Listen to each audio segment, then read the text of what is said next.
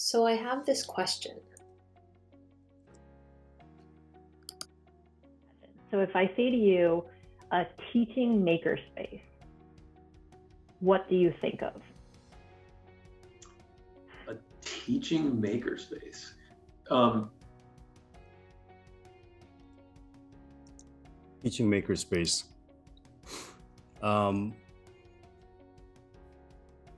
Oddly, probably wrongly, my first thought was something outside.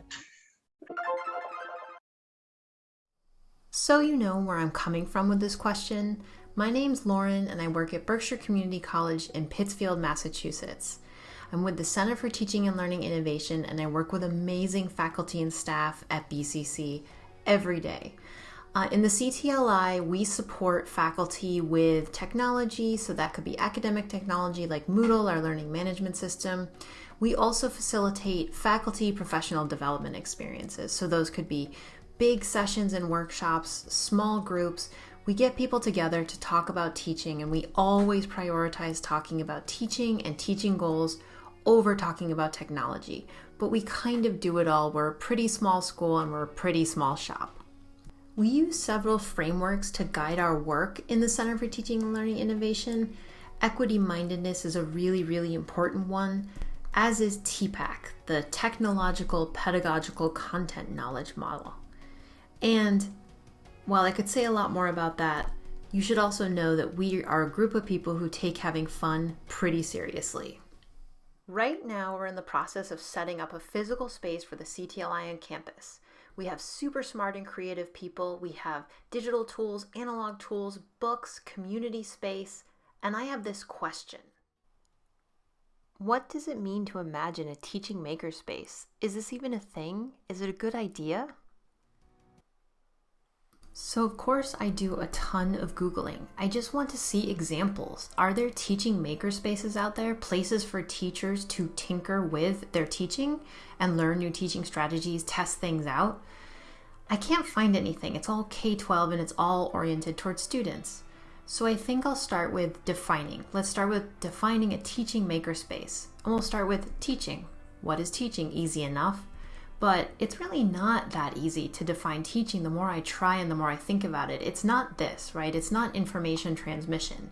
I'm looking for icons. What do I think teaching is? It's all about connections, and I'm thinking about teaching and is it related to learning? I start reading lots of different articles. I'm looking through learning theory. I'm thinking about art and science of teaching and power, and then all the other roles that teachers have. I find this definition, which I love, but you really need to read this whole article to understand what it means to go beyond the given. But let's just assume you know what teaching is, and we'll go with that, with your definition of teaching. Now, makerspace. In defining makerspace, I want to go big and keep it simple. A makerspace is a place where people make things, a place where you can go and be curious, where learning is continually unfolding, and have that sense of curiosity and wonder. So what are the qualities of a makerspace? There's tools and help available, maybe tools that you don't have at home, and help with learning how to use those tools to get to the goal that you have for yourself. There's high tech and low tech. There are digital tools, there are analog tools. That could look like computers, it could look like paper, it could look like cardboard, it could look like many different things. There's very much this mindset of tinkering and just being curious and exploring, maybe not exactly knowing what your end product will look like, but really respecting the process that you take to arrive at that end product or at that solution to your problem. There's this idea of solving authentic problems, that in a makerspace we can work on challenges that are real world challenges and creating solutions to those challenges. To have these other qualities to really invite creativity and open-ended thinking, you have to welcome and celebrate failure. And that's how we learn, right? Being able to fail, doing that in this supportive space, learning from that, and then going on to the next version of your idea. And finally, community. A makerspace is not a place where you learn alone. It's a shared space, and it's a place where you learn with others and where you share expertise and support one another in that process of learning and discovery. So at this point, I think I've convinced myself that maybe a teaching makerspace is not a thing yet, but maybe it could be a thing. But I still want to, of course, ask some of those who would actually use this space. So I go and I ask a few real life faculty members, and it's summer vacation, so a lot of this was over text. This is Gina, who's biology faculty, and off the top of her head, she's asked cold, and she said, that it's a physical location, people coming together to work on a topic, a safe space to try something out, to get advice, a space for open discussion of ideas, presentations on ideas that worked or didn't work. So there's that idea of failure, right? And tinkering. A safe space to not feel judged when you want to practice a teaching technology or active learning idea. And a home for tools and books. A place where I would want to hang out. A more broadened definition of makerspace would be helpful in the way we approach our classes, because makerspaces are by definition, or maybe not by definition, I take that back, by necessity a collaborative space, right? Mm-hmm. And teaching should be the same way too, but teaching, like writing in so many ways, like scholarship, is seen as such a solitary act, and it shouldn't be that way. And so I agree with you that we need to sort of change the way we think about what a makerspace is and what putting a classroom together, actually means. We're not, putting anything together. We're not creating anything. We're just sort of, making things with the tools that we have available, right? That meets our pedagogical goals. So, I think just a shift in definition of that would be helpful in rethinking what a makerspace is and can and should be.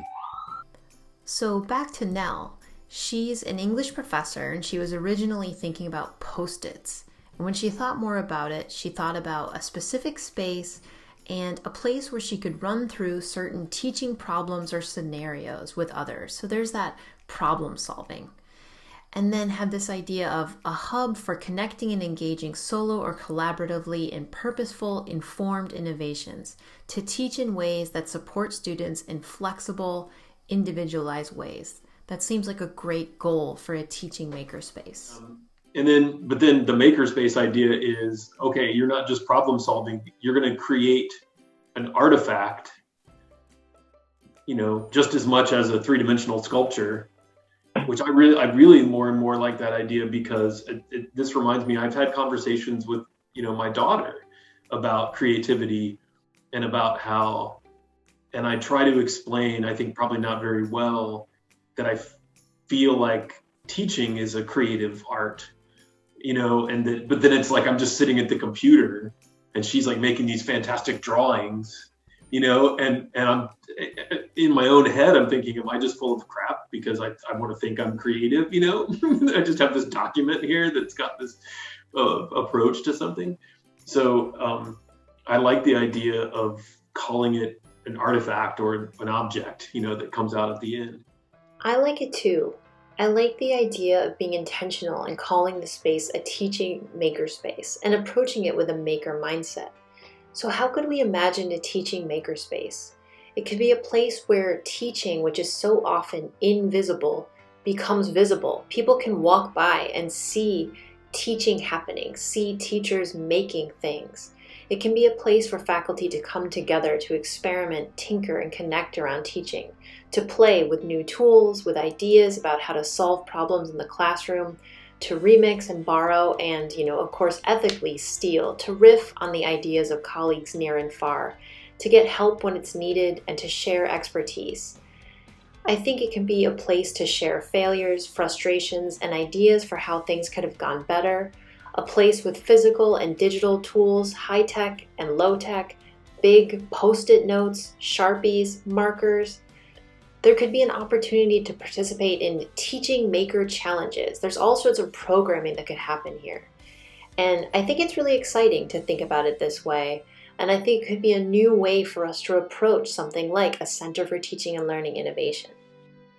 I think we're already close to being a teaching makerspace.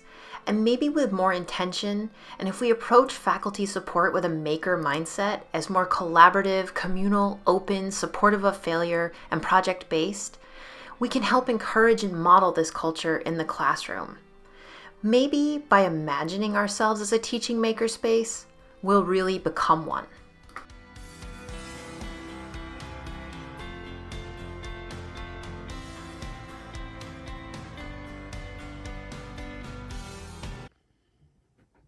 If you want to be in my video, you have to answer a question, okay? There's no place like home. What is a teaching makerspace? No place like home. That's a teaching makerspace? Yeah. Thank you.